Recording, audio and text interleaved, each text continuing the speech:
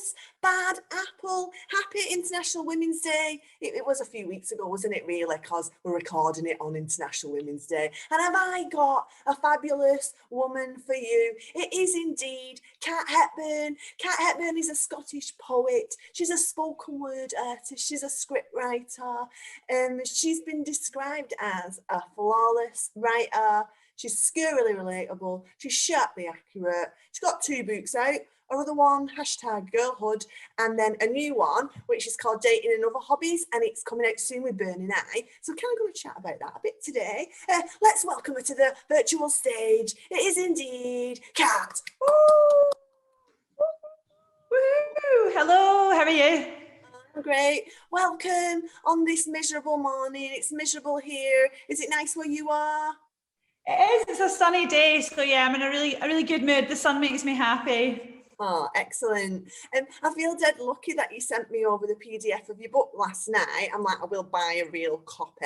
And I had a little look at it, and I just found it so like readable. You know, like it was just a really nice, easy read. And that's not like it was an easy read. I enjoyed it, and a lot of the times when I buy books at gigs, I take them home and don't read them, if I'm honest. I might dip in and out, but I buy them because I want to support the artist, and then when I get home, I'm a bit like, oh, I prefer a novel.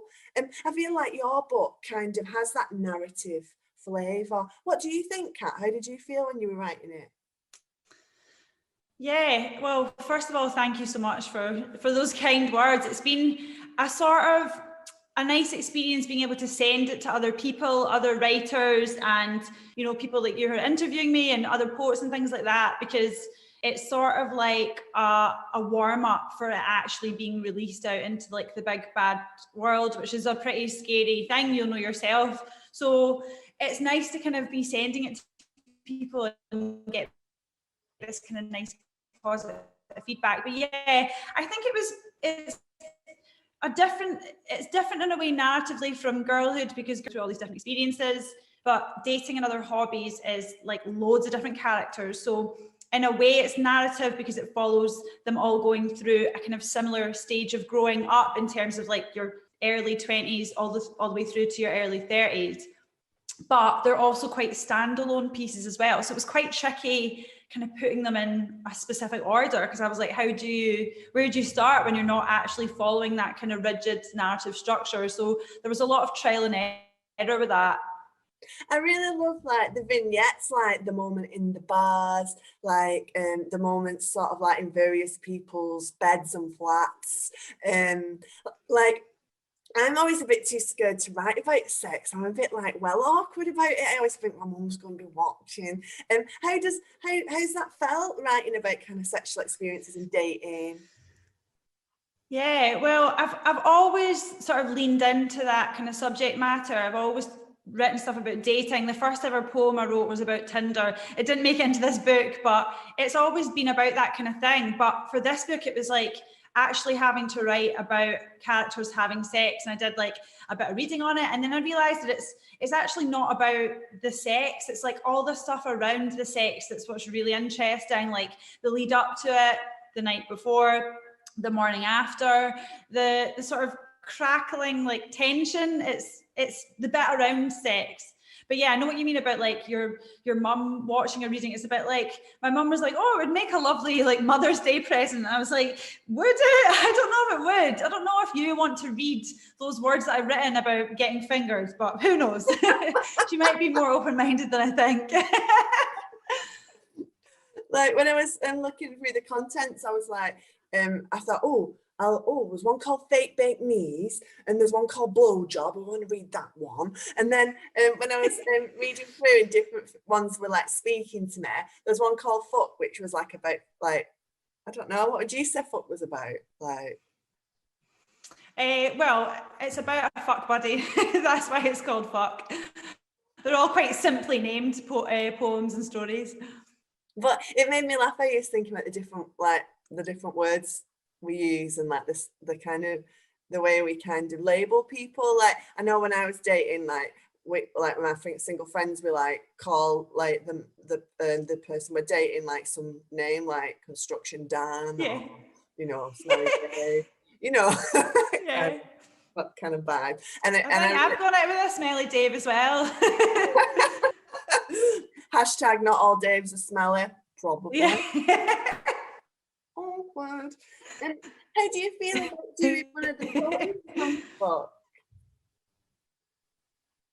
Yeah, I'd love to. Right, I'm going to start off with what's your type, because it's like the second piece in the book, and I think it's a good sort of introduction to my work, and a good it'll give you kind of an idea of the type of stuff that I like writing about. So yeah, it's called What's Your Type?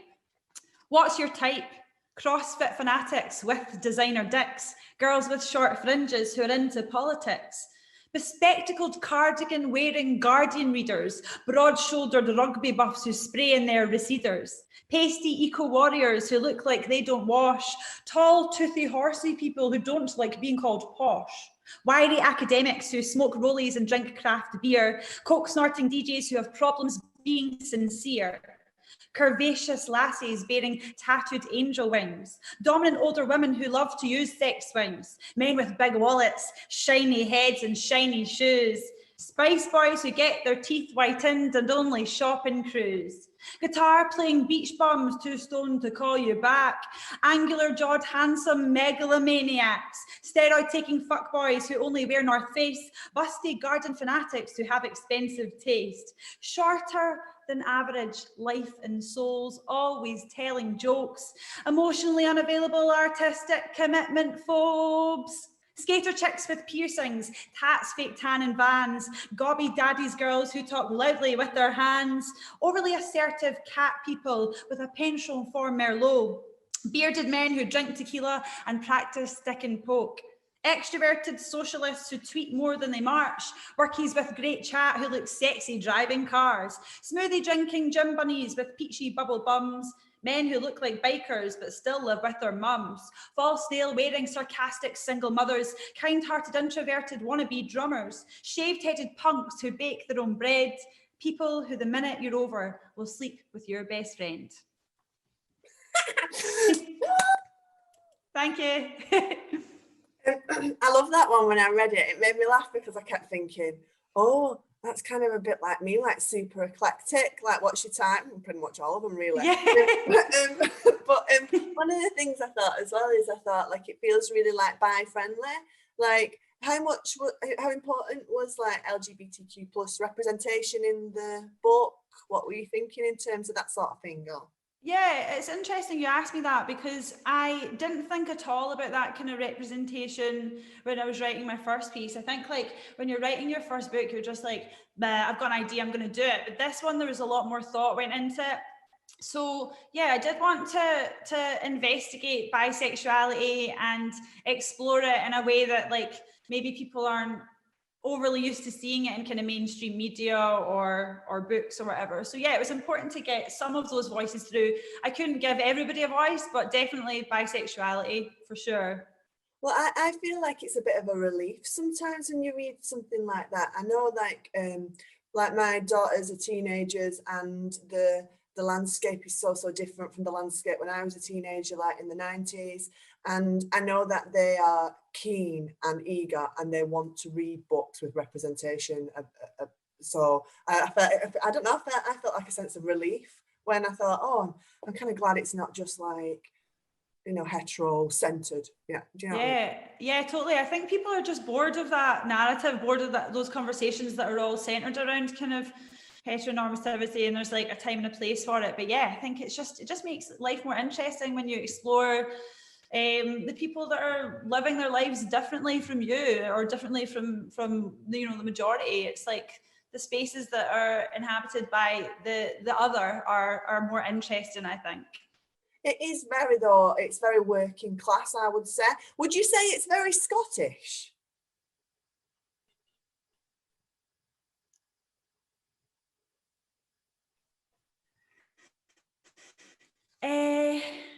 My book. Yeah. Do you Sorry, feel you've like... frozen, Louise. Oh, am I still frozen?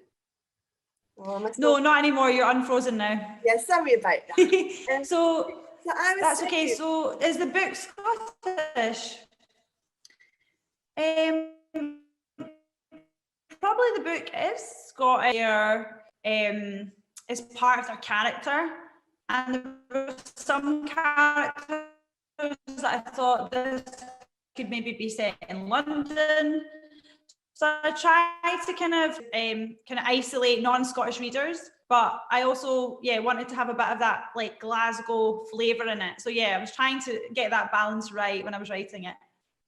Are you going to have the opportunity to get the work recorded? Because when you were performing it, I loved hearing your accent and how you spoke, and I would love to kind of hear that, I suppose, like as an audio book or anything. Have you got any plans for that? Or yeah, that's a really good point, because I'm number one. Not number one. I'm a spoken word artist, so my work has always been written to be performed. So I looked into an audiobook. I also looked into just making like kind of standalone videos that I can use as sort of like promo and put them on my socials and stuff and on the page, because it adds that little bit something extra when you're able to read something that you've written and put on the accents and things like that. So my only problem is I've written a short story in it that involves a character from Essex, and I'm like lying awake at night worrying about the day that I do a reading of that, and I'm like, do I put on the Essex accent? I'm like, do I want to subject people to that? It's like,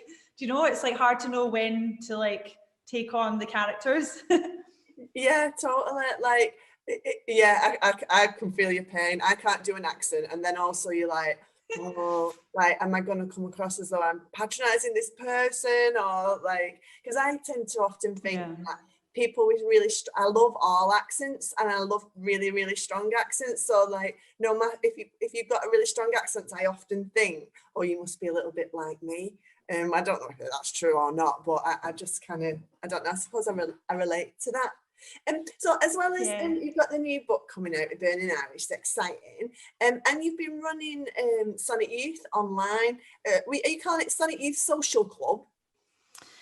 Yeah, we rebranded when we got funding, so it's now SY Social Club, but Sonic Youth Social Club is fine as well. So that we started doing that in March last year at the beginning of lockdown, and we've just kept doing it. So we run a twice monthly cabaret show on Patreon now. We've sort of moved to Patreon, so it's £5 plus VAT for 2 shows a month you get, and it's been a great opportunity for us as spoken word artists and promoters and producers and stuff, but it just feels like it's a really great thing for all of the artists that we kind of invite onto the stage. Like, we've had you on it. I think we had you on it before we went to Patreon, but it's just been great to still connect with people. It's like, obviously it's been a bit of a mad year. People haven't been able to do live gigs, and it's not the same as a live gig, but it's like, at least it's still performing and it's still connecting with other artists. So we feel really lucky to have like been able to cultivate that,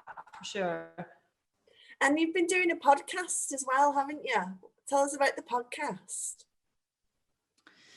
Yeah, so the podcast is just a kind of companion piece for the show. So we just pick one performer from every second show and we interview them, and we ask them about like their writing process and how they've been coping over the last year. And it's just like nice to sit down and delve a bit deeper into people's processes and like just find out what they're up to, because every writer has arrived at writing in a totally different way. There's no like one path, and I think we've got lots of like young artists and emerging writers who follow our work, and it's just great to kind of spread that word that there's not like a cut and stick route to where you can get, like, how you can get to be a writer. You can go a big windy road and end up in the same place as someone else. So it's like, it's good to kind of get that word out too. Yeah, because lots of people don't necessarily know they want to be a writer. They just end up writing, and then the writing takes them to being a writer. But like, some people are like, oh, I really want to be a writer. How do I do it? Like, how do I become like you or John Cooper Clarke? Oh yeah, you supported John Cooper Clarke, didn't you? How was that experience for you? Yeah, that was great. Me and Layla Josephine did a kind of mini tour with him around all the Scottish venues, and I mean, it was just a brilliant experience. It was great seeing a packed out room full of people going to see a poet, and to step onto a larger stage than I'm used to and have a kind of larger audience. pretty intimidating, but really, really good. I think because I had on quite a lot of stuff, and I think I'd like taken on a little bit too much when I was doing the tour. So Layla was sort of being able to get drunk with him after the show and like stay over in the different cities, but I always had to just like go straight back to Glasgow because I was like teaching in the morning or I had a deadline, so I felt like I didn't get the full John Cooper Clarke rock and roll experience, but it was still amazing. Yeah, it's interesting like that, like the idea of being on tour. So if you do get to go on tour and you do the late nights and then the hotel, the late nights, the hotel. But yeah, I'm probably similar to you, Kat, like that. I did a little bit of that when I toured with him, but like mostly like I just had to come home because I've got kids. So like you can't, Yeah. like, Yeah. Would you like to do us another poem? Is that all right? Yeah, of course. So I will do one called I Don't Miss You. So there's a whole chapter in the book called Missing, and it's all poems about, yeah, just that, just missing people or missing opportunities. So yeah, the chapter of the book was sort of inspired by this one, which I actually wrote quite a while ago. So yeah, it's called I Don't Miss You. I don't miss your Tyrannosaurus snores, your work uniform in an abandoned heap on the floor. I'm no longer forced into complete boredom watching football, engaging in your pointless fandom, no more pretending that I care when your team wins. Now I have more time for all of my hobbies. I've joined the gym, I'm getting slim. It's not the breakup diet, I swear. I get a septum piercing, I dyed my hair. I tell myself my life is just better off without him. I don't miss your smell and how you like to use ladies' shower gel, you big coconut and jasmine infused prick. I don't miss your Q's lick and those lines by your mouth that appear when you tell a sarcastic joke and the way you used to stroke my hair behind my ears. I don't miss getting stoned out of our tits, sitting on our tattered couch, listening to techno, eating fish finger butties, passing Tommy sauce, and expertly discussing conspiracy theory documentaries. Admittedly, unfortunately for me, there is a void in my thoughts. In most situations, every conversation, a missing space, a black hole. Truthfully, I don't know how to be just me, but I would like to believe that one day soon I'll say, I don't miss you, and it will be true. Okay. Oh, I have like a big hole in my heart now. Oh. Makes you think about the times when you split up with someone or maybe fallen out with a friend or a family member and like they're not there. Yeah. Oh, thank you for that, Kat. I also you. had a big kind of hole in my heart when I read the poem that was about the first love, like the bright sassy girl at school who didn't have much boundaries at home, and the guy who had all these older brothers, and then and all the Insta stuff. I don't want to I don't know, but I enjoyed the poem about Instagram as well, and about this kind of Insta life. How do you feel about the idea of having a digital self? You know, like we've got this kind of an avatar, haven't we? We've got our real physical self with you know, like I've got mud on the floor at the moment. You don't know that, do you? You can just see my glossy IKEA tree. You know, there's probably a bit of mold in the kitchen. There's not really, Mum. How do you feel about that? About the kind of that digital version of yourself?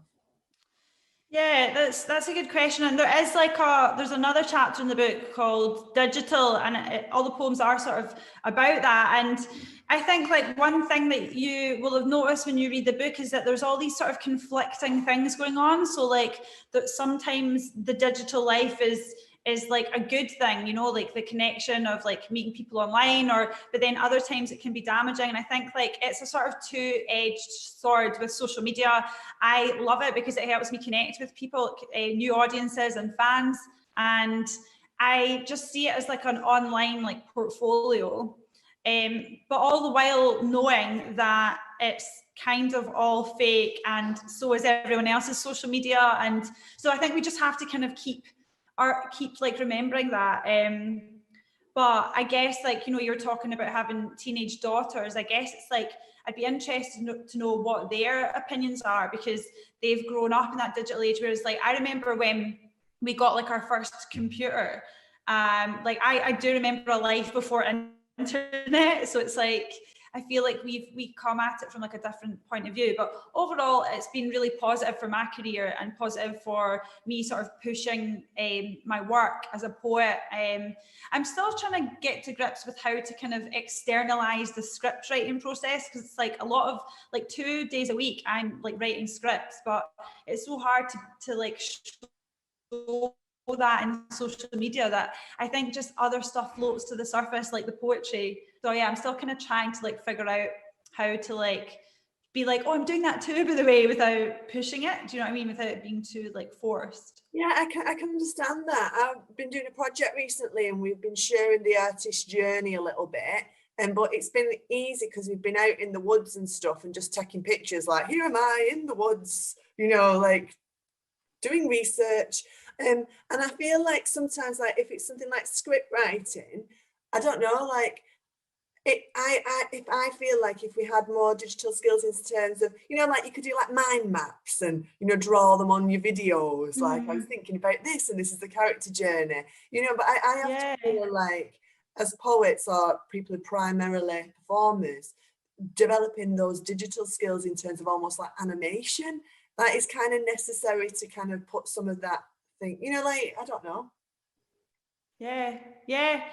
It's such an interesting thing. It's like we've all had to become, well, you know, like I've got that kind of like DIY like graphic design app that like is really idiot proof, but it's like I'm like designing like posters and I'm doing PR, and it's like you're never just a writer, you're just all these other things as well. And we have to like learn these new skills. Like I taught myself how to like edit on iMovie in the first lockdown, and I'm just like learning more about all these other things, because they do all kind of interact with one another and help, but it's also like a lot of new skills that we sort of have to learn to keep up, which is kind of shit, because it would be good to just be able to do the writing and just do that all day without having to do anything else. But it's, yeah, I guess it's like good variety. Yeah, you're totally right. You're totally right. I really feel that. It's like, no matter what's happening, there's always some financial pressure that stops you just writing, just being a writer. But then sometimes I think that's kind of good, because like when I was 18 at uni and writing, yeah, I was writing all right stuff and that, but like it's better now I'm a bit older, because I just feel like I've still got all the past to write about, but I've just got more of it. I've just got a different perspective. And it's funny, like you're talking about like the children and stuff, like in another 10 years, it'll be interesting to see what this generation has to say about the past, about the experience of growing up on digital, because I feel like we're too close to it to know. Like when I said to you, is the book Scottish? And it's a bit like, you don't really know because you are Scottish, so what do you mean? Like if someone said to me, is your book Northern? Well, I'm a bit like, is it? You tell me. If you're not Northern, tell me. Yeah. Would you like to do a final poem? Yeah, absolutely. I've got 4 really tiny ones. They're like 4 lines each, so they'll take up the same amount of space as like as a long poem. Okay, fab. So this one's called McCain. We are high on mushrooms, fucking in the front room, tripping out our tits. Shit, we burnt the chips. So it's called McCain after the popular oven chip. This one's called Break Up. So, sorry, Kat. Pardon, Louise? I think you must have been at it for a long time, because oven chips take ages to cook. Bravo. I mean, I'm sure it was a character. I don't know if it's about you or... It was a big, long sex sesh, yeah. It's nothing to do with me. This is Break Up. It didn't feel real for me until I went to watch TV and you'd changed your Netflix password, you bastard. Evil. These short ones are dead funny to read. I know, what a bastard. So I've got two more. I've got two more. This is called Ex-Girlfriend. We used to pick out fancy wine. She taught me how to 69. Now, when I see her on my walk home, I pretend to be on my phone. That's so sad, but also Okay, I've got one more for you. it's the time delay. I'm speaking. Sorry, Louise. There was a wee delay there. Go on, speak. Sorry, what were you going to say there? Right, this is the final one, okay, then we can chat. It's called Ghost. I thought we had a good time. I even gave you head. Then you decided to ghost me. Is it 'cause you're dead? And that's the final piece of the whole book. I thought I'd start with shagging and end with death. And then I'm covering the whole broad spectrum of humanness, of being an adult. Oh, Kat, that last piece is definitely promo material. Get it on your merch, get it on a tote bag, get it on a t-shirt. Yeah. That will sell. Yeah. Yes. That's a good idea. I love people with like dark senses of humor as well, so totally. And I also felt a bit like sad when the one about the 69 and the ex-girlfriend, but I also think more people should be taught how to 69. I feel like it's a logistical nightmare. Like that's one of my thoughts on that. Well, look, maybe you should release a book just called 69, and it's all about. Maybe that could be my next book. Yeah, I think you're right though. Like we don't. Mine would just be full of like me doing this, going. My partner said, like, do you talk to your friends about our sex life? I was like, no, well, my friendship group don't talk about that. That's why I love hearing other women talk about it in the poetry and the work, because I feel like I'm missing out a bit on that. You know, like this is like a great way to, like, and like you say, it's not always about the nitty gritty. It's about the kind of the journey to and from. So, what date does the book come out? Yeah. So it comes out on April the 29th with Burning Eye, and I'll be selling it on my big cartel shop. I'll send you the link for it. But yeah, you can get it via my shop or Burning Eye. And yeah, it's April the 29th. So I'm so excited about it. And yeah, I just can't wait to like set my baby free now. I'm like just wanting to get it out there. Well, congratulations on this fantastic baby. I really like the cover as well. Like, for people who like buy books and they kind of like stack them so people can see them, I think yours would look ace on the shelf. I'll put the link in the chat to where you can buy the book. Thank you for coming on, Kat. It's been lovely to talk with you. Thank you. Hopefully I will see you in a physical room sometime in the coming year. Yes, hopefully soon. Thanks so much for having me, Louise. I've loved it. Thanks, Kat. Bye. Bye. Bye.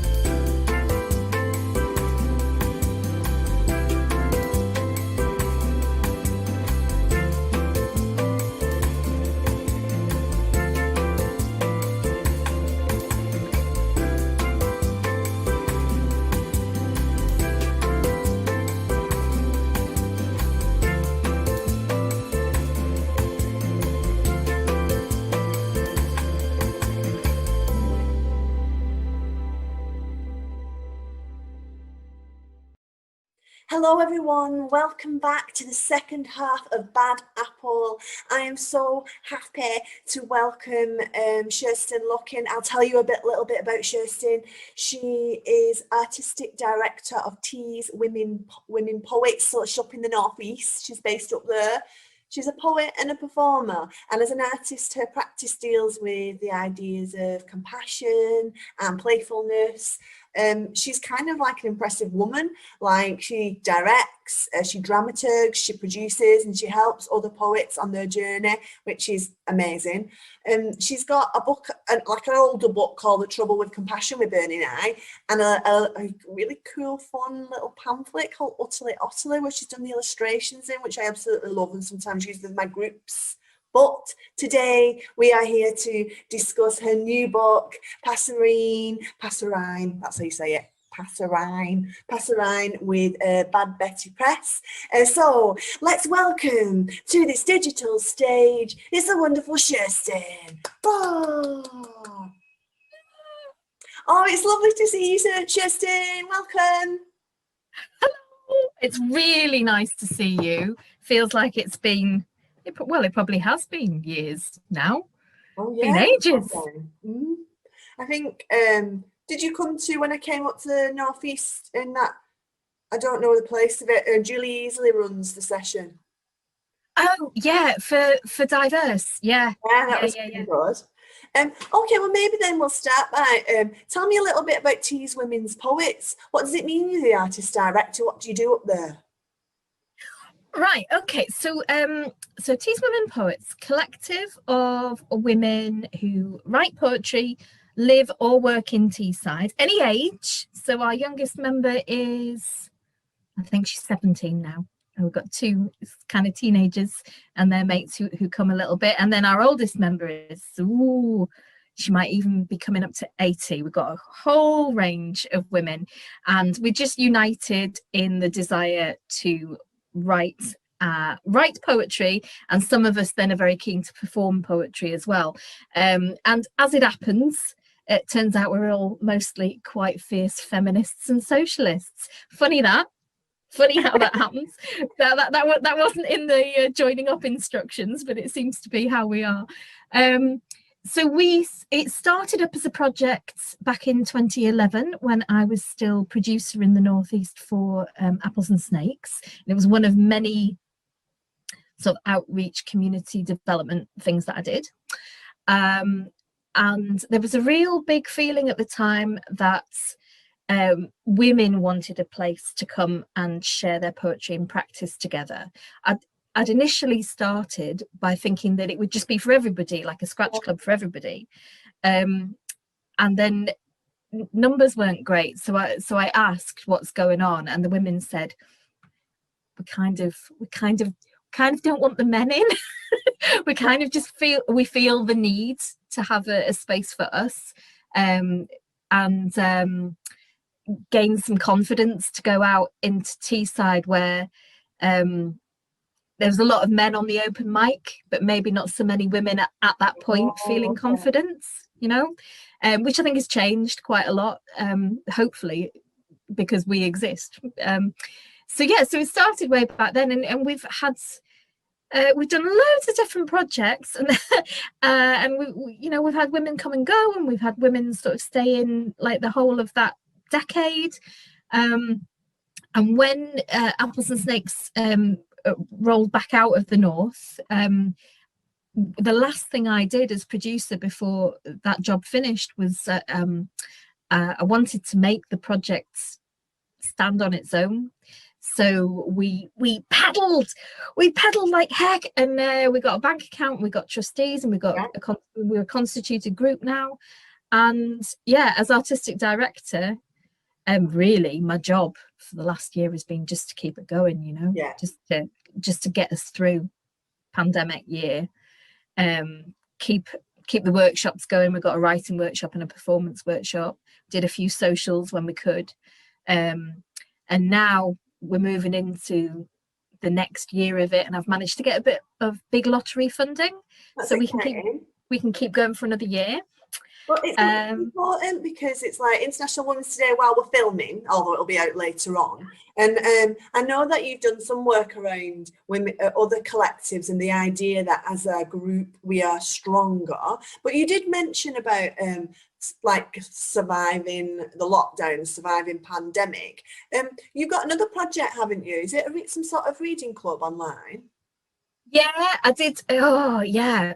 So I don't know if you remember, but when the first lockdown started, and it was like everybody who made music or did poetry or did anything suddenly all went online, like this enormous tidal wave of people doing free performances and setting up workshops and what have you. And I got a little bit overwhelmed, but I kept thinking, well, what can I do? What can I do that I can offer, you know?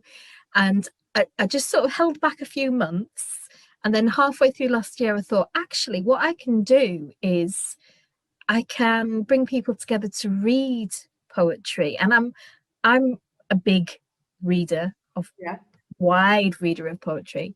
And I'm quite good, I think, at helping people who feel like they don't know what it's about, you know, who are nervous about it. I think I'm quite good at debunking it and getting people to enjoy it. So yeah, I set up this monthly Zoom called How to Enjoy Poetry. Bit tongue-in-cheek. And every month you sign up, I send you 3 poems, but also I send you like a little block of questions at the end of each poem that are designed to help you find your way in if you're finding it hard. And then we meet and we discuss and we have breakout groups and we argue and we read them out loud. And if you want to pay me something, I've got a little coffee account that you can bung me a bit, and if you can't, you don't, it's fine. So yeah, we've been doing that.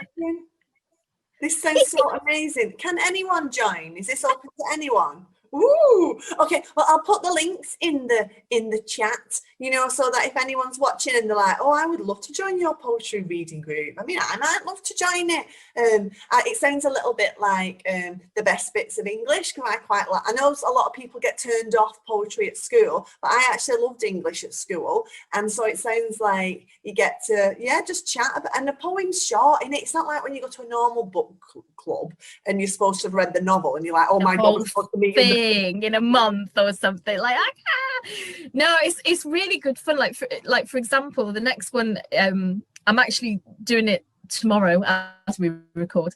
It's the second Tuesday of the month in the evening, and for this one I've given them a poem from Witch by Rebecca Tomas, and I don't know if you've read it, but like when I first read it, I was like, oh my god, I don't really know what's going on here, and I had to read it quite a lot. And I'd read there had been so much excitement about it in critical circles, so there was a lot of reviews, but they were all very intellectual, and I was like, I mean, I know I've got a degree in it, but and then I had this brainwave where I suddenly heard the poem in my head being read out in the voice. For me, it was the American comedian Sarah Silverman, who's kind of really she's awesome. It's like she's really sort of sarky and laid back, but also filthy as well.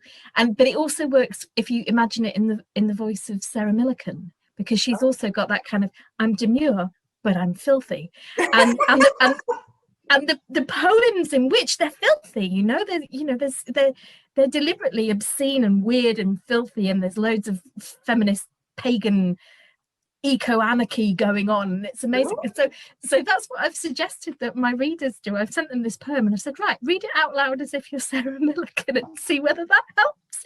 So that's the level of my tutelage on this. It's like, and it sounds absolutely fantastic. I'm excited. But you are more than just but you are more than a powerful woman facilitating other people. You are an artist in your own right.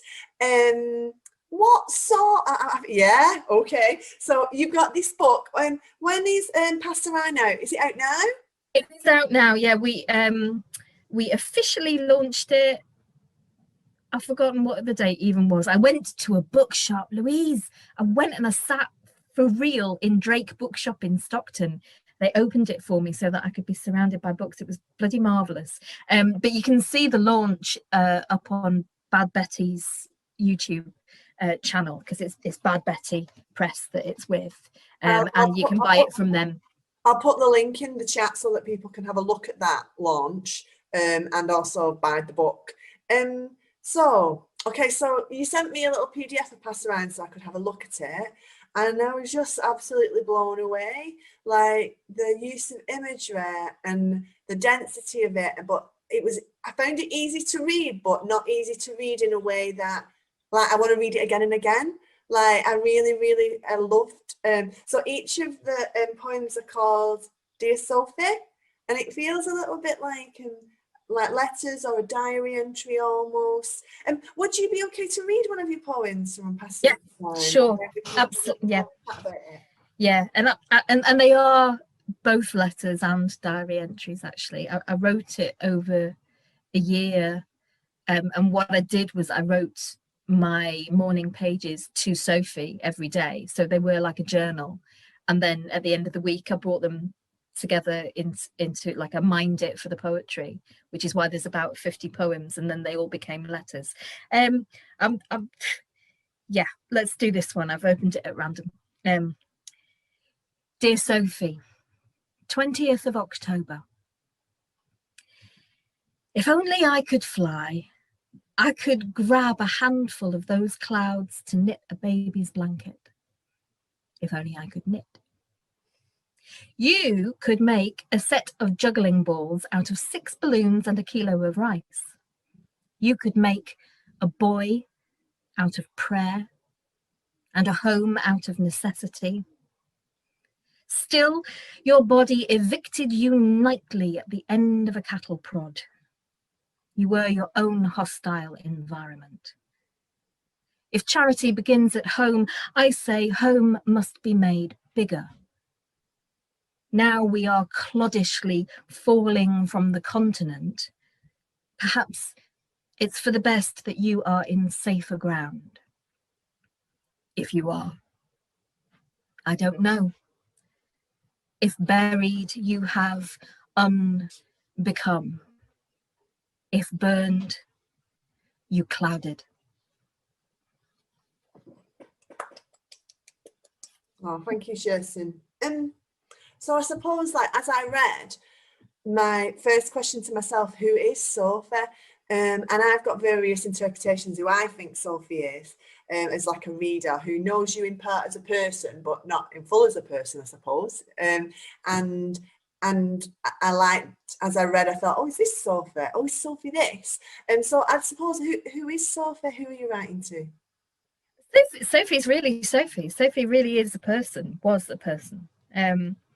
But it's really interesting that as a reader, you sought other possibilities for who she is, because there is a poem, 13th of June, which is, I might just read it just now. It's a really short one. Yeah. And it's one I wrote. I was on a writing retreat, and it takes direct verbatim notes from one of the prompts that we were being given, and then replies to them. And I think this idea that Sophie is a real person, but sort of became a cipher in a way, but like became an excuse to write, or a direction in which to write, as much as a real person, is contained within this. So this is 13th of June. Dear Sophie, I'm just looking. Everything looks like something else. Am I always hoping for a sign? Rap on the table. Blow the candle out. What images in your notes may in fact be symbols that are speaking to you? Flies, paths, horses, the direction up, the word Sophie. How might this inform questions you have about your life today?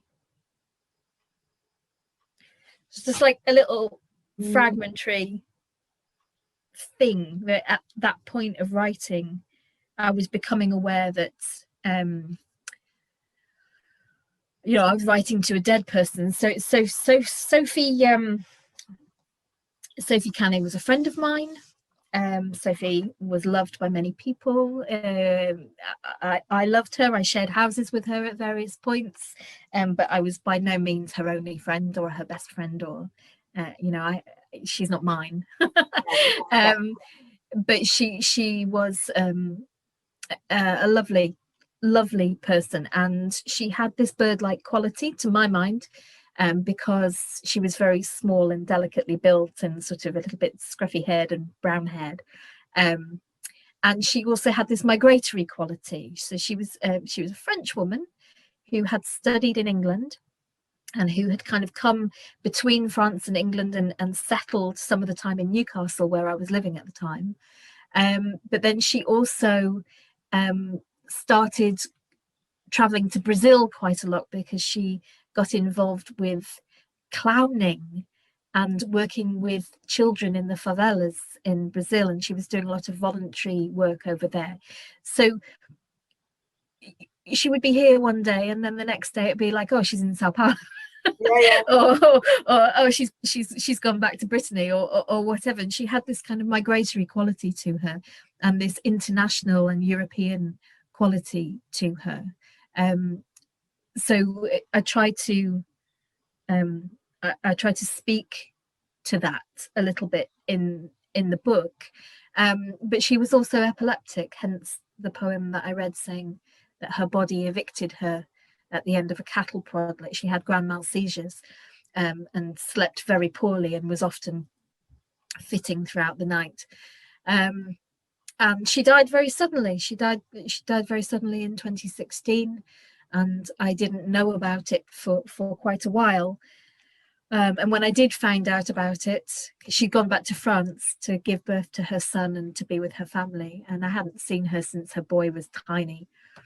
And when I found out about her death, obviously I was very shocked and grieving, as you would be, but also there was a lot of stuff happening in my life at that point, and I didn't have time to mourn, I didn't have time to grieve. So this book, which I started writing in 2018, is my act of mourning. And I thought I was just going to write one poem, Louise. I thought I was going to do that thing where I'm a poet, I must write about the trauma that I'm feeling. I will write an elegy, I will write an ode to Sophie, and then I'll be done. And no, that was not possible. That just was not possible. It was not possible to write about her.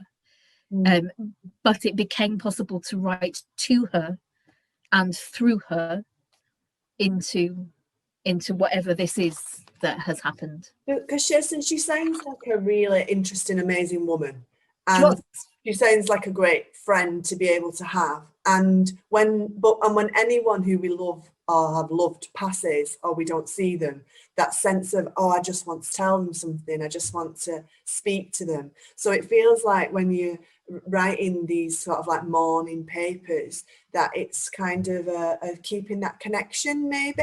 But I suppose, so I feel like other people who are watching could use that as a technique to address someone who, or someone who they've never met, who they'd love to talk to, you know, like telling Martin Luther King what I'm up to. He won't care what I'm up to, but you know, like, it feels like a good sort of technique to be able to use somehow. The other thing I wanted to say about the Who is Sophie, like you said, like she's become a cipher, she's almost a metaphor for other things. And as the writer, you've written about this woman, or written to this woman. And then as a reader, I was thinking, oh, is Sophie the unborn baby? Or is Sophie the self? Is Sophie both the self and someone else? And then obviously at some parts she's clearly another woman, you know, and then I'm like, is Sophie the lost sister? Is she the lost cousin? You know, she becomes fictionalized because I don't know her, you know, and the majority of readers won't. So that's kind of exciting and interesting to me when I was reading it. And the other thing I noticed in the book is that lots of it, you start by describing this landscape. So often you talk about the clouds are this, the clouds are that, and I absolutely love that. I liked the security towards the beginning of the book where it always starts with the clouds, and I liked the different sets of imagery. And I know there's a male poet who does a podcast, and he says, how many different ways can you write about the moon? Everyone's describing the moon as something different. And I was like, oh, and everyone's describing the clouds as something different, and oh, we can pick other things and they can have so many meanings. And what was the landscape of this book? Was there a place that you were writing? A couple of different places. It's really interesting that you felt that the clouds were a security for you, because they were for me too. When I was starting it, it was the way in every morning. And actually it was my husband who said to me when I was sort of struggling, he said, well, just, you know, just describe what you can see. And what I can see is the sky. My desk is here. I can see out right now into my back garden. So there's a lot of my back garden in there. You know, there's loads of poems where you see I've got a vine. It's a Pinot Noir. It never ripens enough to make wine, but the blackbirds like it. Like, that's in there. I can see that from my window. And you know, the cherry tree and the roses at the back of the garden. Like, that's all pure. I'm just looking out my window right there. The clouds are out of my window, or they're the skies of the northeast. And like, anybody who's sort of in a coastal-ish unbuilt up area is probably going to be experiencing similar skies. I always think of Teesside as having massive skies. We've got the chemical works just down the river, and they do amazing things. They send out all of these incredible clouds of gas, but also we've got, you know, we've got the winds coming down the coast, and we've got this. I'm right by the coast. I'm in Hartlepool. I'm literally 2 minutes from the sea. So I feel like sky and wave, sky and beach, it just gets into my writing, because that's where I go to, you know, to edit or to think. I go on the beach. It's 2 minutes away, and I just walk up and down. So there's loads of beach birds there as well. There's loads of gulls, there's oyster catchers, as well as all of the little smaller birds in my garden, and the other birds that I'm thinking about, you know, the ones that are coming migrating. There's actual bird action going on around me. And there's a little bit in the beginning of the book. In fact, I think it's like the second poem. I say, today I leave this sky for another. And actually I was going on retreat, so I went up to Scotland. And the next poem says, the clouds today are the trailing fronds of the whole white sky as it rolls up the glen. And at that point I am sitting in this little glen in the Trossachs in Scotland on Loch Foyle, and I'm watching the rain sweep up the valley there. So that's the other landscape. So yeah, northeast coast and Scotland. Kirsten, will you read us another poem from the book? Yeah. Got a little bit of an insight into kind of Sophie and the landscape. I'd love to hear it, something in your own voice. Which one shall I do though? Which one shall I do? Let's do, if you want a little bit of this, let's have a little bit of the beach maybe. Let's have 21st of September. Dear Sophie, 21st of September. The sky today has behaved so rightly, so blue and whitely, so deftly Delftware, so pompadour and pom-pom, so gambol and shearling since the storm. I was walking in the sky, where it lay on its side in the leftover waves, when 5 oyster catchers passed me by low, in formation tight as a tortoise shell.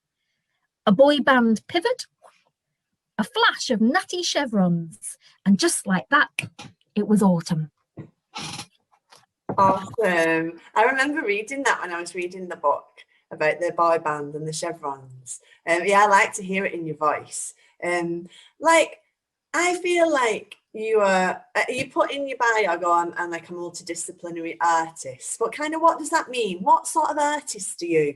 Like, what do you think you are? Making it up, Louise. I'm making it up as I go along. That's the kind of artist I am. Honestly, I had this moment earlier on this year where I sort of fleetingly felt like perhaps I was an artist because I'd been saying it long enough. Do you ever get that when you're just like, I'm just going to say I am? I'm just going to say I am until I am, and keep doing things until I am. So I mean, I use art techniques for myself, but, you know, in a very amateur way. But it seemed like during 2020, everything that I was sort of flung up in the air a bit. You know, I wasn't working for Apples and Snakes anymore. I went 100% freelance, but you can't be a writer only when you do that. So I was a writer and I was a performer, but then I wasn't a performer because we were on, nobody could go out. But then I was a director a little bit, and then I was definitely a producer and a creative producer, but then I was also doing sort of participatory projects that had words in them but also involved making window installations, and then I was doing postal art and zines and collages for commissions for festivals, and I was like, I don't even know what I am. I shall just say I'm an artist, or I'm a creative practitioner, or I've actually been playing with what to call myself all year, and I don't think I've quite settled yet. I think I might sort of currently be saying I'm a creative practitioner and producer who has poetry as a primary methodology. I don't know. I'm literally still making that up. Because I follow you on Instagram, and so I've seen like your blackout poetry and some stuff around like images and words and quite slim stuff. And I've put you in the past as a spoken word artist and heard your other pieces as a performer, and I love how you read, so you're clearly a performer. And I sometimes think that when you get into producing for other people, not so much directing, because directing is obviously creative, and dramaturging, like dramaturging for people who don't know, is when you kind of look at other people's scripts and help them with our poetry collections and help them with the kind of form of it, don't you? You're a bit like like an editor on steroids, like a provocateur maybe. But like when you've been an organizer, sometimes you can just get pigeonholed as an organizer because you're too busy making stuff happen for other people. Have you felt that yourself, or not really? Have you managed to maintain your kind of creative bubble underneath that? I think that the tension between those two things has been with me for a long time. Yeah, definitely. Even as producer for Apples and Snakes, and then running, because that was only ever part-time, and I always had these other freelance projects around it. And in the freelance world, and I was often am I doing this for myself? Am I just going to try and get the money as a producer? I've got a reputation as a producer. I enjoy producing. I enjoy creative production, and I definitely enjoy being a dramaturg and getting people the next step along.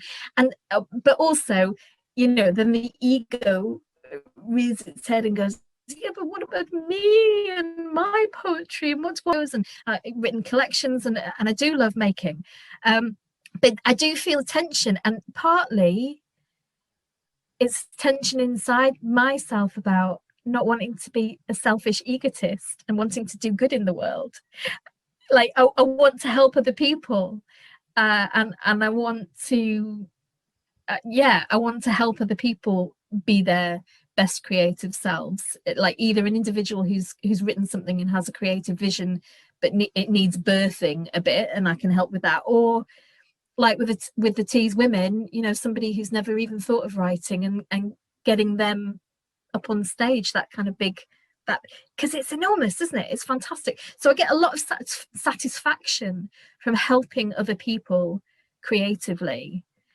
But also if I only do that, then I do get these episodes where I'm like, nobody helps me, and I want to write as well. So I just got to sort of talk to myself and get the balance right, And I think it's a bit safer somehow helping other people, because I do the same. It's a bit safer because you're like, I've got this extra knowledge and I can share it with you and I can help you, and then you can get better, and it's like, oh good, or you're not even getting better, but you can find those little holes to get yourself out there, and it's a bit safer. Whereas writing your own stuff and pushing your own stuff is not.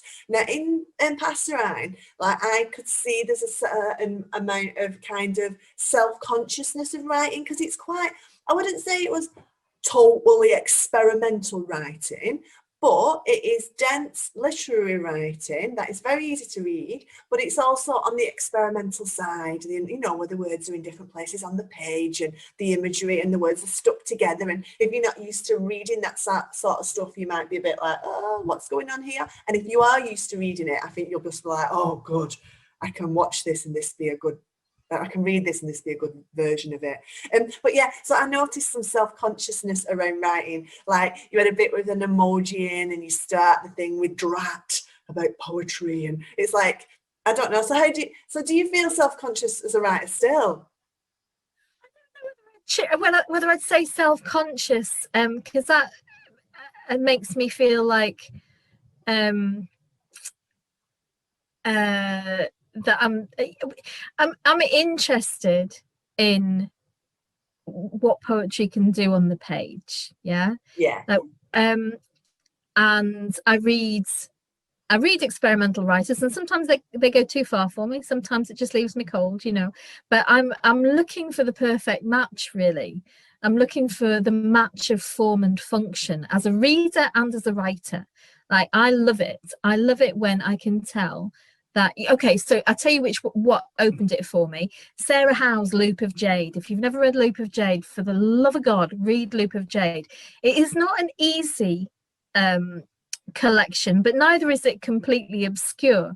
But if you just take it and riffle through it like that, you'll see that every single poem has a different shape. And it is visually stunning in that way. And they all have different shapes because they're all telling different stories or trying to make different impacts on you. And that for me was just like so totally mind-blowing.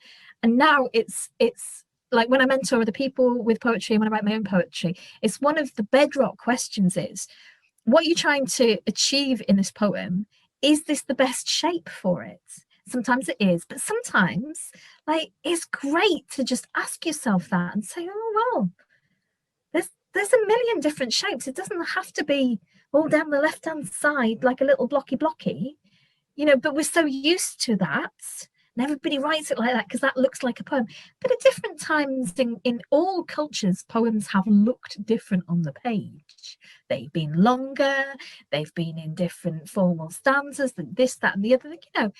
In actual fact, you can do what the blinking hell you like, so long as it has an impact on the reader. And then you get into really interesting questions about, well,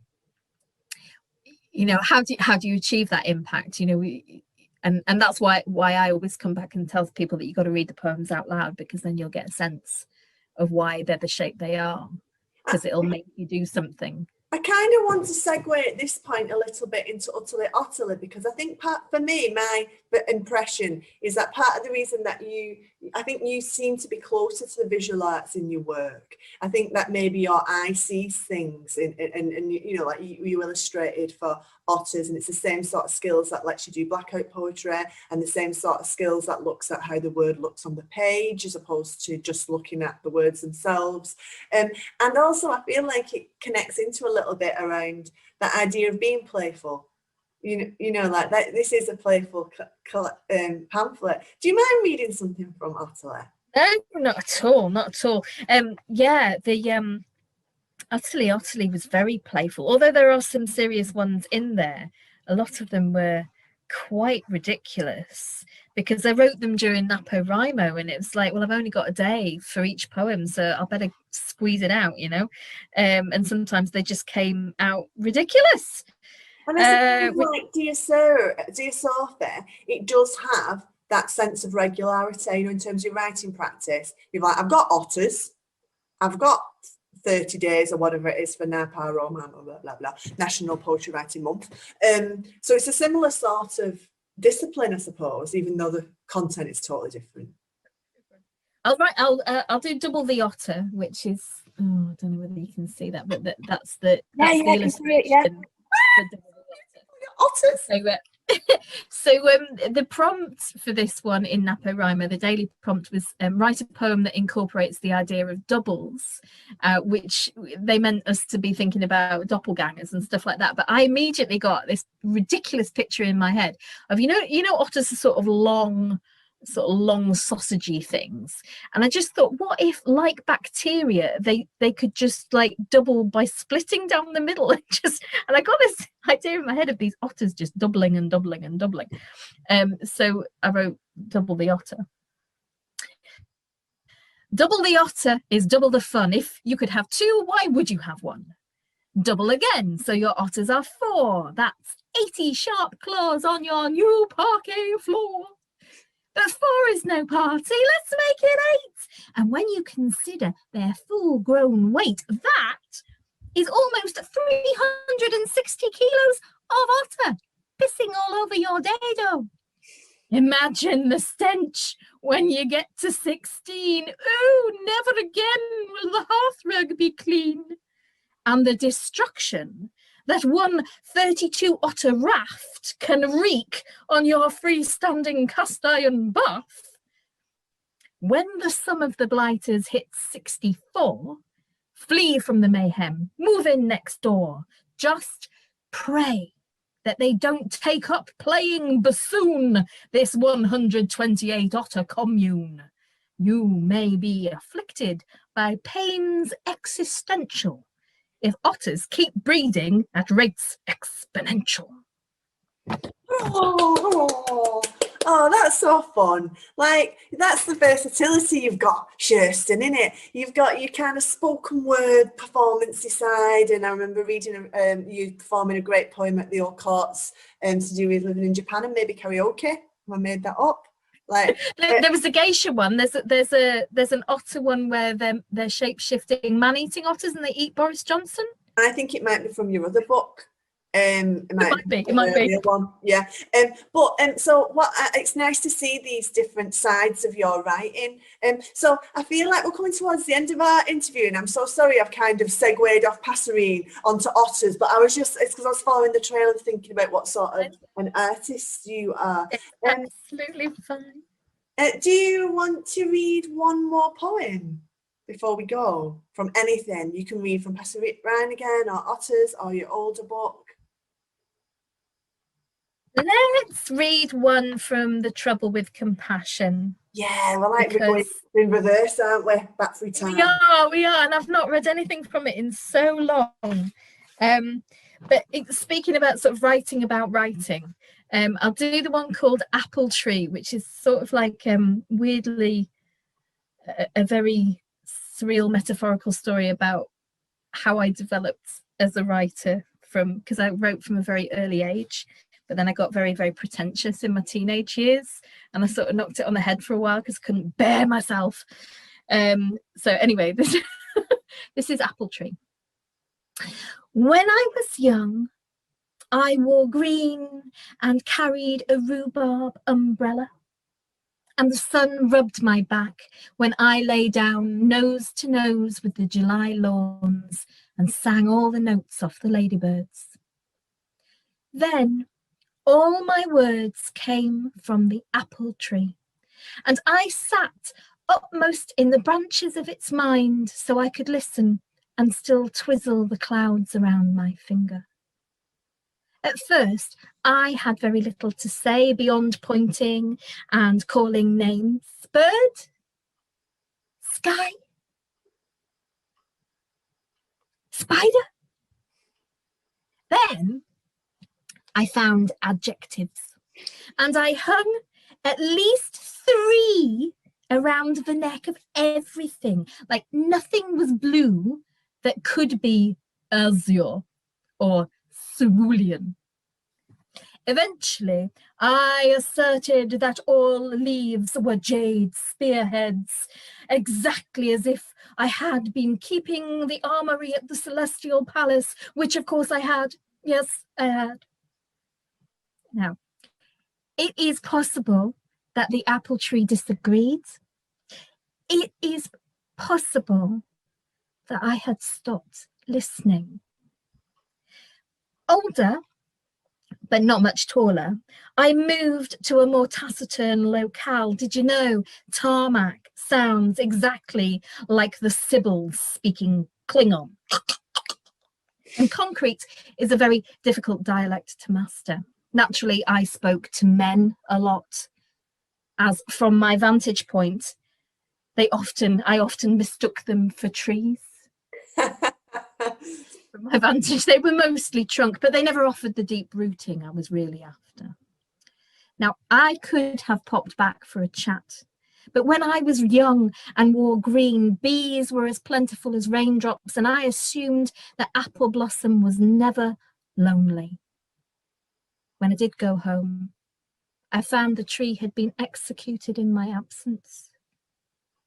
If only I had held one of its many hands in mine, caressed its knobbly joints that were each choice it had made in growing. They tell me it bore beautiful fruit right to the end. Oh, I like that. I've not heard that, Kirsten. I really like The old one. Yeah, but it's good, isn't it? And I just laughed along with you, particularly about, you know, your 3 adjectives, you know, shaking the adjectives off the page, get a shot of them, we don't need something. yeah. But I just think it's a beautiful piece. Okay, we'll finish on that then, Kirsten. Thank you for Lovely. sharing the apple of your wisdom in Bad Apple. It had some clouds in, and then that goes back round to Passerine.